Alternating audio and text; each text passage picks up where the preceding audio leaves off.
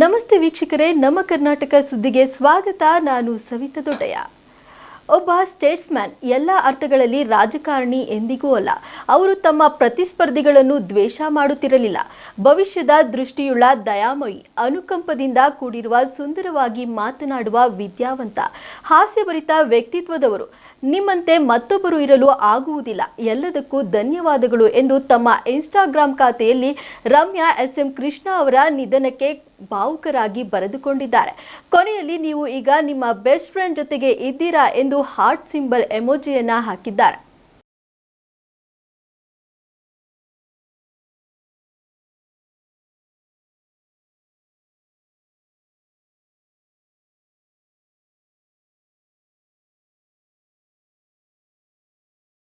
ಹುಟ್ಟೂರು ಸೋಮನಹಳ್ಳಿ ಹೊರವಲಯದ cafe day ಆವರಣದಲ್ಲಿ SM ಕೃಷ್ಣ ಅವರು ಪಂಚಭೂತದಲ್ಲಿ ಲೀನರಾಗಿದ್ದಾರೆ. ಒಕ್ಕಲಿಗ ಸಂಪ್ರದಾಯದಂತೆ ಮೊಮ್ಮಗ ಅಮೃತ್ಯು ಹೆಗಡೆ SM ಕೃಷ್ಣ ಅವರ ಪಾರ್ಥಿವ ಶರೀರಕ್ಕೆ ಅಗ್ನಿ ಸ್ಪರ್ಶಿಸಿ ಕೊನೆಯ ವಿದಾಯ ತಿಳಿಸಿದ್ದಾರೆ.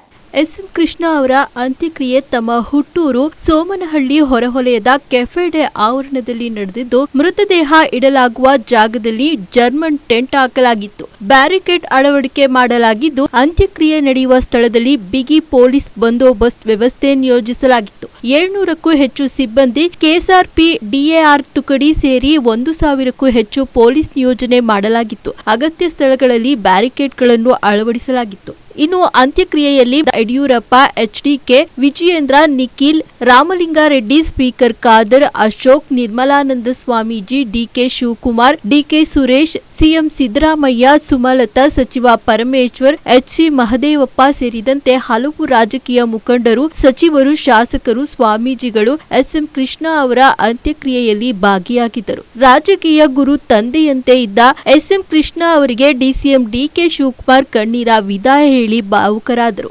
ಶಾಸ್ತ್ರೋಕ್ತವಾಗಿ ಒಕ್ಕಲಿಗ ಸಂಪ್ರದಾಯದಂತೆ ಅಂತ್ಯಕ್ರಿಯೆಗೆ ಸಿದ್ಧ ಮಾಡಿದ್ದರು. ಪೊಲೀಸರು 3 ಸುತ್ತು ಗಾಳಿಯಲ್ಲಿ ಗುಂಡು ಹಾರಿಸಿ ಗೌರವ ಸಲ್ಲಿಸಿದರು. ಹಲವು ರಾಜಕೀಯ ಮುಖಂಡರು, ಶಾಸಕರು, ಸಚಿವರು, CM ಸೇರಿದಂತೆ ರಾಜಕೀಯ ಧುರೀಣರು SM ಕೃಷ್ಣ ಅವರಿಗೆ ಪುಷ್ಪ ನಮನ ಸಲ್ಲಿಸಿದರು. ಕೊನೆಯದಾಗಿ ಕುಟುಂಬಸ್ಥರು ಪೂಜೆ ಸಲ್ಲಿಸಿದರು. ಸಕಲ ಸರ್ಕಾರಿ ಗೌರವದೊಂದಿಗೆ SM ಕೃಷ್ಣ ಅವರ ಅಂತಿಮ ಸಂಸ್ಕಾರ ನೆರವೇರಿದ್ದು, ಒಕ್ಕಲಿಗ ಸಂಪ್ರದಾಯದಂತೆ ಮೊಮ್ಮಗ ಅಮೃತ್ಯು ಹೆಗಡೆ SM ಕೃಷ್ಣ ಅವರ ಪಾರ್ಥಿವ ಶರೀರಕ್ಕೆ ಅಗ್ನಿ ಸ್ಪರ್ಶಿಸಿ ಕೊನೆ ವಿದಾಯ ತಿಳಿಸಿದರು. ಇನ್ನು SM ಕೃಷ್ಣ ಅವರು ಪಂಚಭೂತಗಳಲ್ಲಿ ಲೀನರಾದರು. ಇನ್ನು SM ಕೃಷ್ಣ ಅವರು ನೆನಪು ಮಾತ್ರ.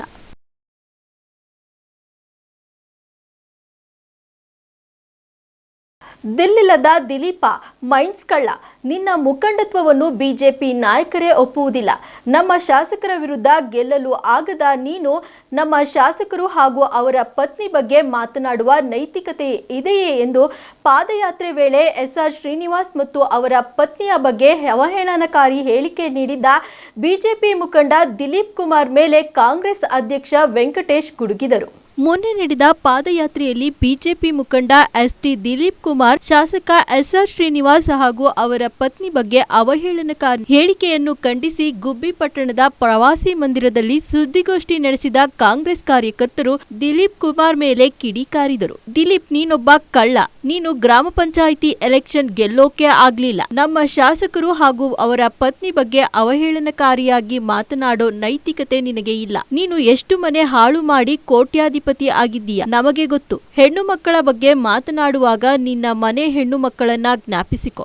ನಮ್ಮ ಶಾಸಕರು ಯಾವ ಅಕ್ರಮ ಮಾಡಿದ್ದಾರೆ ದಾಖಲೆ ಕೊಡು. ನೀನು ಅಕ್ರಮವಾಗಿ ಮೈನ್ಸ್ ನಲ್ಲಿ ಕೋಟಿ ಕೋಟಿ ದುಡ್ಡು ಮಾಡಿದ್ದೀಯ. ನೀನೊಬ್ಬ ಮೈನ್ಸ್ ಕಳ್ಳ. ಯಾರ ಮನೆ ಹಾಳು ಮಾಡಿ ದುಡ್ಡು ಮಾಡಿದ್ದೀಯಾ ಎಂಬುದು ನಮಗೆ ಗೊತ್ತಿದೆ. ಎಚ್ಚರಿಕೆ, ನಮ್ಮ ಶಾಸಕರ ಬಗ್ಗೆ ಇನ್ನೊಮ್ಮೆ ಮಾತನಾಡಿದರೆ SR ಶ್ರೀನಿವಾಸ್ ಅವರ ಅಭಿಮಾನಿಗಳು ಇದ್ದೇವೆ ಎಂದು ಕಿಡಿಕಾರಿದರು. ನಂತರ ಮಾತನಾಡಿದ ಕಾಂಗ್ರೆಸ್ ಮುಖಂಡ ಯತೀಶ್ ಅವರು, ದಿಲೀಪ್ ಅವರು ಜಿಲ್ಲಾ ನಾಯಕರು ಮತ್ತು ತಾಲೂಕು ನಾಯಕರು ಆಗಲು ಯೋಗ್ಯತೆ ಇಲ್ಲ. ನಮ್ಮ ಶಾಸಕ ವಾಸಣ್ಣನವರು 5 ಬಾರಿ MLA, 1 ಬಾರಿ ಸಚಿವರಾಗಿದ್ದಾರೆ. ಏನಾದರೂ ಮಾಡಿ ಶಾಸಕರನ್ನು ಬೈದರೆ ನನ್ನದು ದೊಡ್ಡ ಹೆಸರಾಗುತ್ತದೆ ಎಂದು ದಿಲೀಪ್ ಕುಮಾರ್ ಅಂದುಕೊಂಡಿರಬಹುದು. ದಿಲೀಪ್ ಕುಮಾರ್ಗೆ 2 ಬಾರಿ ಮತದಾರರು ಬಳೆ ತೊಡಿಸಿದ್ದಾರೆ ಎಂದು ಗುಡುಗಿದರು. ಈ ಸಂದರ್ಭದಲ್ಲಿ ಚಿಕ್ಕರಂಗೇಗೌಡ, ತಾತಯ್ಯ, ಗುರು ರೇಣುಕಾರಾಧ್ಯ, ಕೋಡಿ ಶಿವಣ್ಣ, ಮಹದೇವ್ ಕೋಡಿಯಾಲ, ನಟರಾಜ್, ಕೇಬಲ್ ರಾಜ, ಶಿವನಂಜಪ್ಪ, ಕೋಟೆ ಕಲ್ಲೇಶ್ ಇನ್ನು ಮುಂತಾದವರು ಉಪಸ್ಥಿತರಿದ್ದರು.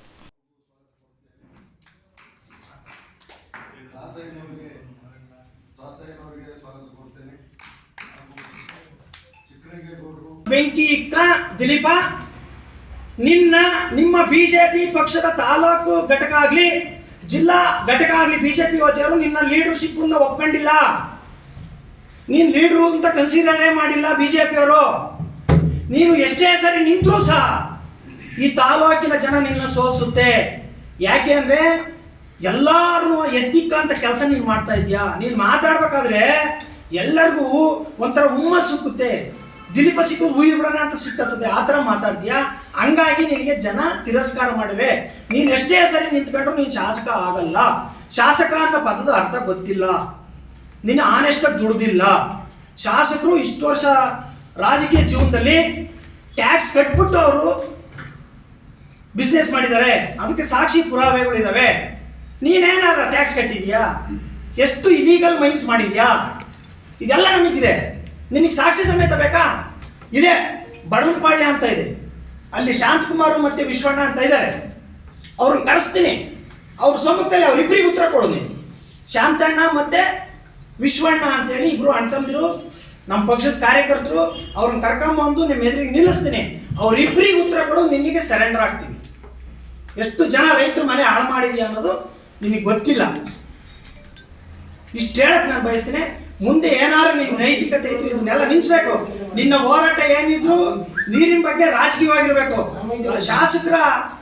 ಶಾಸಕರ ಕುಟುಂಬದ ಬಗ್ಗೆ ಆಗಲಿ ಸುದ್ದಿ ಬರ್ಕೊಡೋದು, ಬರ್ಬೇಕಾದ್ರೆ ರಾಜಕೀಯ ಮಾತಾಡು. ನೀನೇನೇ ಮಾತಾಡೋದು ನಾವು ಅಕ್ಸೆಪ್ಟ್ ಮಾಡ್ಕೊಂತೀವಿ. ನಾವು ತಪ್ಪು ಮಾಡಿದ್ವ, ನಾವು ತಿದ್ಕೊಳಕ್ಕೆ ಕಟ್ಟಿದ್ದೀವಿ. ನೀನು ಸಾಕ್ಷಿ ಸಮೇತ ತಂದಿಕ್ಕೋ, ನಾವು ತಿದ್ಕೊಳಕ್ಕೆ ಕಟ್ಟಿದ್ದೀವಿ. ಆದರೆ ನೀನು ಕಳ್ಳನ ಥರ ಮಾತಾಡೋ. ನೀನು ಮೈನ್ಸ್ ಕಳ್ಳ, ನೀನು ದಿಲ್ಲಿಲ್ಲದ ದಿಲೀಪ, ಮೈನ್ಸ್ ಕಳ್ಳ. ದಿಲೀಪ್ ಕುಮಾರ್ ನಾನು ಮಾತಾಡಿದ್ರೆ ವಾಸಣ್ಣ ಬೈದ್ರೆ, ವಾಸಣ್ಣನ ಬಗ್ಗೆ ಮಾತಾಡಿದ್ರೆ ರಾಜ್ಯದ ನಾಯಕರಾಗ್ತೀನಿ ಅಂತ ತಿಳ್ಕೊಂಡವ್ರೆ. ಅವ್ರು ಜಿಲ್ಲಾ ನಾಯಕರು ಆಗಕ್ಕಾಗಲ್ಲ, ಗುಬ್ಬಿ ತಾಲೂಕು ನಾಯಕರು ಆಗಕ್ಕಾಗಲ್ಲ. ಅವ್ರು ಏನು ತಿಳ್ಕೊಂಡ್ರೆ ವಾಸಣ್ಣನ ಬಗ್ಗೆ ಮಾತಾಡಿದ್ರೆ, ವಾಸಣ್ಣ 5 ಸರಿ MLA, ಮಿನಿಸ್ಟ್ರು, ನಿಗಮ ಮಂಡಳಿ ಅಧ್ಯಕ್ಷರು. ವಾಸಣ್ಣ ಒಂದು ಗುಬ್ಬಿ ತಾಲೂಕಿಗೆ ಇಡೀ ರಾಜ್ಯಕ್ಕೆ 5 ಹ್ಯಾಟ್ರಿಕ್ ಹೀರೋ ಅನ್ನಂಗೆ ಹೆಸರಾಗ್ಬಿಡೈತಿ. ಏನಾರು ಮಾಡಿ ಇವ್ರನ್ನ ಬೈದ್ರೆ ನಾನು ಹೆಸರಾಗ್ಬಿಡ್ತೀನಲ್ಲ ರಾಜ್ಯದಲ್ಲಿ ಅಂತ ಅವರು. ಇವನು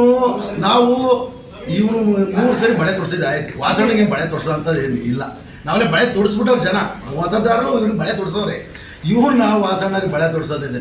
ಮತದಾರರು, ನಿಷ್ಠಾವಂತ ಮತದಾರರು, ನಮ್ಮಂಥ ಕಾರ್ಯಕರ್ತರು ಮನೆಯಲ್ಲೂ ಅವ್ರೆ ವಾಸಣ್ಣರಿಗೆ.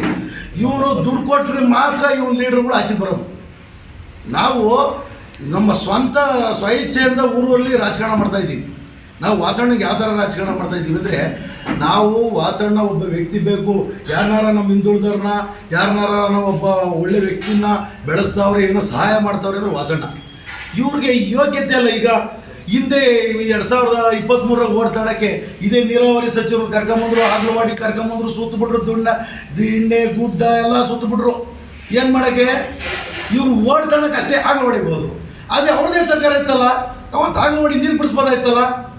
ಹೋರಾಟ ಯಾಗ ಅಣ್ಣ, ಅವರು ಯಾರೋ ಪರಿಚಯ ಏನೋ ಸಂಬಂಧಿಕರು ಇರ್ತಾರೆ, ಅಣ್ಣ ಬಾರಣ್ಣ ಏನೋ ಮಾಡೋಣ 2 ರೌಂಡ್ ಹೊಡಿ, ನಮ್ಮ ಏನೋ ಹಿಂಗಾಗಿ ಓಟ್ ಹಾಕ್ತಾರೆ ಆಗ್ಲವಾಡಿಗೆ. ಆಗ್ಲಿಲ್ಲ. ಈಗ ಏನೋ ಇವ್ರಿಗೇನೋ ಯಾವುದೋ ಮಾಹಿತಿ ಎಲ್ಲ ಬಂದೈತೆ. ಆಗ್ಲವಾಡಿ ಇನ್ನು ಕೈ ಬಿಟ್ಬಿಡ್ತೈತೆ ಗುಬ್ಬಿ ತಾಲೂಕಿಗೆ, ಇನ್ನು CS ಪುರ ಸೇರ್ಕೊಂಡ್ಬಿಡ್ತೈತೆ. CS ಪುರ ಭಾಗ ಪ್ಲೇಸ್ ಮಾಡ್ಕೊಳ್ಳೋಣ ಅಂತ ಹೋಗ್ಯಾರ ಈಗ ನಮ್ಮ ದಿಲೀಪ್ ಅಣ್ಣಾರು. ಇಲ್ಲಿ ಆಗ್ಲವಾಡಿ ಹಿಂದುಳಿದವರು, ದಲಿತರು, ಇನ್ನೆಲ್ಲ ಜನಾಂಗದವರು ಹೋದ್ರಿಂದ ಮುಗಿತಲ್ಲ ಕತೆ.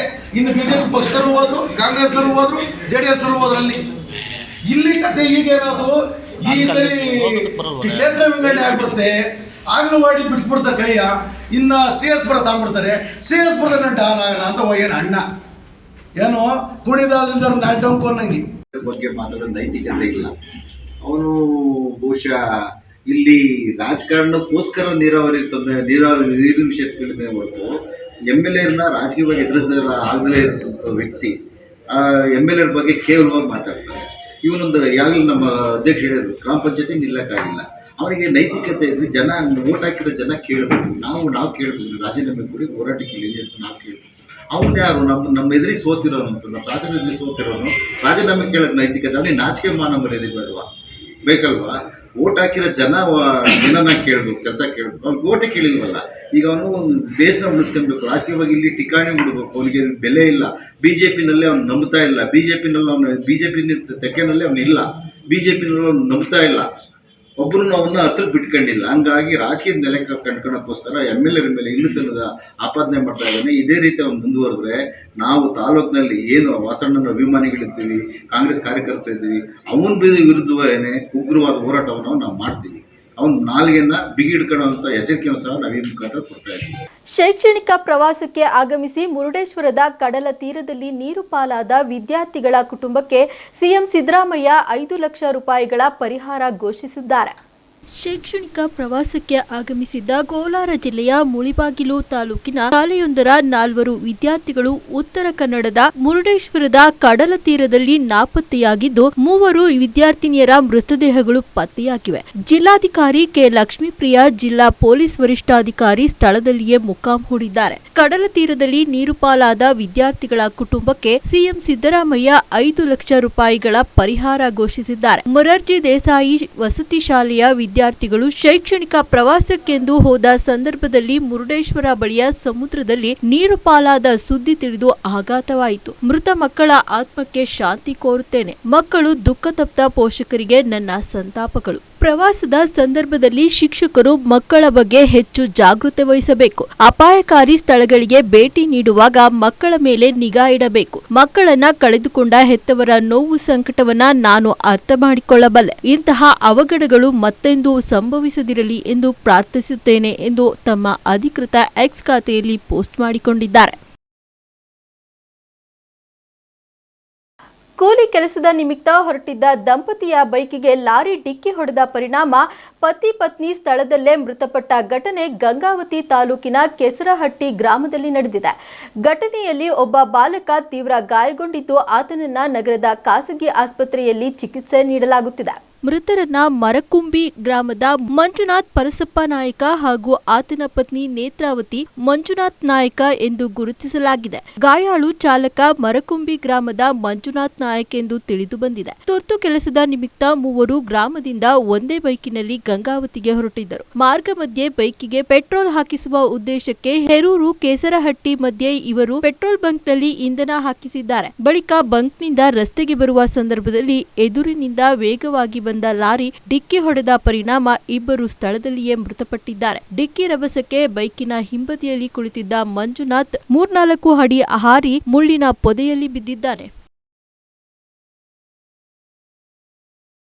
ದಕ್ಷ ಆಡಳಿತದಿಂದ ರಾಜ್ಯದಾದ್ಯಂತ ಸಾಕಷ್ಟು ರೈಲ್ವೆ ಯೋಜನೆಗಳಿಗೆ ಚಾಲನೆಯನ್ನು ನೀಡಿರುವ ಜಿಲ್ಲೆಗೆ ಹೆಚ್ಚಿನ ಮನ್ನಣೆ ನೀಡಿ ಜನಮನ್ನಣೆ ಪಡೆದ ತುಮಕೂರು ಸಂಸದರು ಆಗಿರುವ ರೈಲ್ವೆ ಸಚಿವ ವಿ ಸೋಮಣ್ಣ ಅವರಿಗೆ ಗುಬ್ಬಿ ಪಟ್ಟಣದ ನಾಗರಿಕರು ಸುದ್ದಿಗೋಷ್ಠಿ ನಡೆಸಿ ಅಭಿನಂದನೆ ತಿಳಿಸಿದರು. ಗುಬ್ಬಿ ಪಟ್ಟಣದ ಪಂಚಮುಖಿ ಆಂಜನೇಯ ಸ್ವಾಮಿ ದೇವಾಲಯದಲ್ಲಿ ಪತ್ರಿಕಾಗೋಷ್ಠಿಯಲ್ಲಿ ಮಾತನಾಡಿದ ಜಿಎನ್ ಬೆಟ್ಟಸ್ವಾಮಿ, ಕೇಂದ್ರ ರೈಲ್ವೆ ಸಚಿವರಾದ ವಿ ಸೋಮಣ್ಣನವರು ದಕ್ಷ ಆಡಳಿತದಿಂದ ರಾಜ್ಯದಾದ್ಯಂತ ಸಾಕಷ್ಟು ರೈಲ್ವೆ ಯೋಜನೆಗಳಿಗೆ ಚಾಲನೆ ನೀಡಿದ್ದಾರೆ. ಅದರಂತೆ ತುಮಕೂರು ಸಂಸದರು ಆಗಿರುವ ವಿ ಸೋಮಣ್ಣ ಅವರು ತುಮಕೂರು ಜಿಲ್ಲೆಗೆ ಹೆಚ್ಚಿನ ಮನ್ನಣೆ ನೀಡಿ ತುಮಕೂರು ಜಿಲ್ಲೆಯ ಹಲವು ಭಾಗದಲ್ಲಿ ರೈಲ್ವೆ ಗೇಟ್ಗಳಿಗೆ ಮೇಲ್ಸೇತುವೆ ಅನುದಾನವನ್ನ ನೀಡುವ ಮೂಲಕ ಬಹಳಷ್ಟು ವರ್ಷಗಳಿಂದ ನೆಲೆಗುದಿಗೆ ಬಿದ್ದಿದ್ದಂತಹ ರೈಲ್ವೆ ಇಲಾಖೆಯ ಕಾಮಗಾರಿಗಳನ್ನು ಮಾಡುತ್ತಿದ್ದಾರೆ ಎಂದು ತಿಳಿಸಿದರು. ನಂತರ ಮಾತನಾಡಿದ ಜಿಎನ್ ಅಣ್ಣಪ್ಪ ಸ್ವಾಮಿ ಅವರು ಗುಬ್ಬಿ ಪಟ್ಟಣದ ರೈಲ್ವೆ ಮೇಲ್ಸೇತುವೆಗೂ ಸಹ 19,35,00,000 ಹಣ ಅನುದಾನವನ್ನು ಬಿಡುಗಡೆ ಮಾಡುವ ಮೂಲಕ ಸಾಕಷ್ಟು ಸಮಸ್ಯೆಯಲ್ಲಿದ್ದಂತಹ ರೈಲ್ವೆ ಮೇಲ್ಸೇತುವೆ ಕಾಮಗಾರಿಗೆ ಚಾಲನೆಯನ್ನು ನೀಡಿರುವುದು ಖಂಡಿತವಾಗಿಯೂ ನಮಗೆಲ್ಲರಿಗೂ ಸಂತೋಷವನ್ನು ತಂದಿದೆ. ಈ ಮೂಲಕ ಅವರಿಗೆ ಅಭಿನಂದನೆ ತಿಳಿಸುತ್ತೇವೆ ಎಂದು ಹೇಳಿದರು. ಈ ಸಂದರ್ಭದಲ್ಲಿ ಅವರಿಗೆ ಎನ್ಡಿಎ ಮುಖಂಡರು, ಸಾರ್ವಜನಿಕರು, ಗ್ರಾಮಸ್ಥರು ಅಭಿನಂದನೆ ತಿಳಿಸಿದರು. ಪತ್ರಿಕಾಗೋಷ್ಠಿಯಲ್ಲಿ ಪಟ್ಟಣ ಪಂಚಾಯಿತಿ ಸದಸ್ಯ ಶಿವಕುಮಾರ್, ಮುಖಂಡ ಕೃಷ್ಣಪ್ಪ, ರಂಗಸ್ವಾಮಿ ಸೇರಿದಂತೆ ಇತರರು ಉಪಸ್ಥಿತರಿದ್ದರು. ತುಮಕೂರು ಜಿಲ್ಲೆಯ ಜನಪ್ರಿಯ ಸಂಸದರಾದ ವಿ ಸೋಮಣ್ಣನವರು ತುಮಕೂರು ಜಿಲ್ಲೆಯಿಂದ ಆಯ್ಕೆಯಾದ ನಂತರ ನಮಗೆಲ್ಲ ಹೇಳಿದರು, 6 ತಿಂಗಳೊಳಗಡೆ ಇಡೀ ರಾಜ್ಯ ದೇಶ ತುಮಕೂರು ಜಿಲ್ಲೆ ನೋಡಬೇಕು, ಆ ಥರ ನಾನು ಅಭಿವೃದ್ಧಿ ಮಾಡ್ತೀನಿ ಅಂತ. ಅದೇ ರೀತಿ ಇಲ್ಲಿ ತನಕ ನಡ್ಕೊಂಡು ಹೋಗ್ತಾಯಿದೆ. ಅವರ ಅಭಿವೃದ್ಧಿಗಳು ಹೇಳೋಕ್ಕೆ ಸಾಧ್ಯ ಇಲ್ಲ, ಅಷ್ಟು ಅಭಿವೃದ್ಧಿ ಕೆಲಸಗಳನ್ನ ಮಾಡ್ತಿದ್ದಾರೆ. ಅದರಲ್ಲೂ ಗುಬ್ಬಿ ನಗರಕ್ಕೆ ಸುಮಾರು 150 ಹಳ್ಳಿಗಳಿಗೆ ಸಂಪರ್ಕ ಸಾಧಿಸುವಂಥದ್ದು ಒಂದು ಮೇಲ್ಸೇತುವೆನ 19,35,00,000 ಏನೋ ಒಂದು ಇದರಲ್ಲಿ ನಿನ್ನೆ ಕೇಂದ್ರದಲ್ಲಿ ಅಪ್ರೂವಲ್ ಮಾಡಿಸಿದ್ದಾರೆ. ನರೇಂದ್ರ ಮೋದಿ ಸರ್ಕಾರಕ್ಕೆ ನಾವು, ಆಮೇಲೆ ವಿ ಸೋಮಣ್ಣ ನಮ್ಮ ಜನಪ್ರಿಯ ಸಂಸದರು ಹಾಗೂ ಕೇಂದ್ರ ಸಚಿವರು, ಅವ್ರಿಗೂ ಸಹ ನಾನು ಈ ಸಂದರ್ಭದಲ್ಲಿ ಅಭಿನಂದನೆ ಸಲ್ಲಿಸಿ ಮತ್ತೆ ಇದೇ ರೀತಿ ಅಭಿವೃದ್ಧಿ ಕಾರ್ಯಗಳು ತುಮಕೂರು ಜಿಲ್ಲೆಯಲ್ಲಿ ನಡೀಲಿ.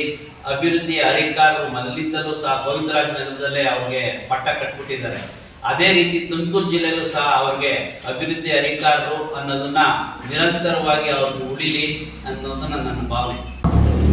ನಮ್ಮೆಲ್ಲರ ಹೆಮ್ಮೆ, ನಮ್ಮೆಲ್ಲರ ಒಂದು ಹೆಮ್ಮೆ ಪಡ್ತಕ್ಕಂಥ ಒಂದು ವಿಷಯ.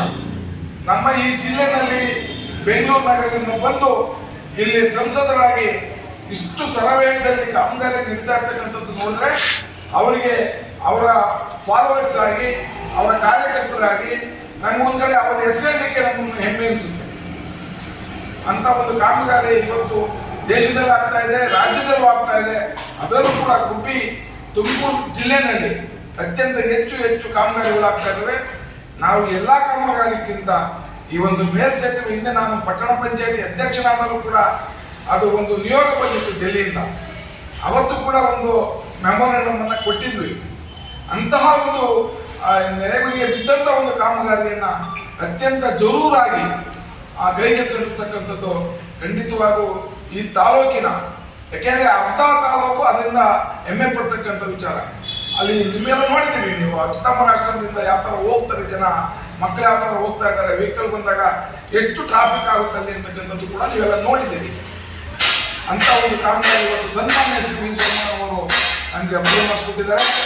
ನಾವು ನಿಜಕ್ಕೂ ಕೂಡ ಅವರಿಗೆ ಅವರ ಜೊತೆಯಲ್ಲಿ ನಿಂತಿದ್ದಕ್ಕೆ, ಅವರಿಗೆ ಶ್ರಮ ವಹಿಸೋದಕ್ಕೆ ಎಲ್ಲ ನಗರದ ನಾಗರಿಕರ ಪರವಾಗಿ, ಈ ತಾಲೂಕಿನ ಜನತೆಯ ಪರವಾಗಿ, ನಮ್ಮಲ್ಲಿರ್ತಕ್ಕಂಥ ನಮ್ಮೆಲ್ಲರ ನಾಯಕರ ಪರವಾಗಿ ಅವರಿಗೆ ಮತ್ತೊಮ್ಮೆ ನಾನು ತುಂಬ ಧನ್ಯವಾದಗಳನ್ನ ಹೇಳಲಿಕ್ಕೆ ನಾನು ಇಷ್ಟಪಡ್ತೇನೆ. ಇಷ್ಟಿತ್ತು ಈ ಹೊತ್ತಿನ ಸುದ್ದಿ ಮತ್ತು ಮನೋರಂಜನೆಗಾಗಿ ನೋಡ್ತಾ ಇರಿ ನಮ್ಮ ಕರ್ನಾಟಕ ಟಿವಿ. ಇದು ಕನ್ನಡಿಗರ ಭರವಸೆ.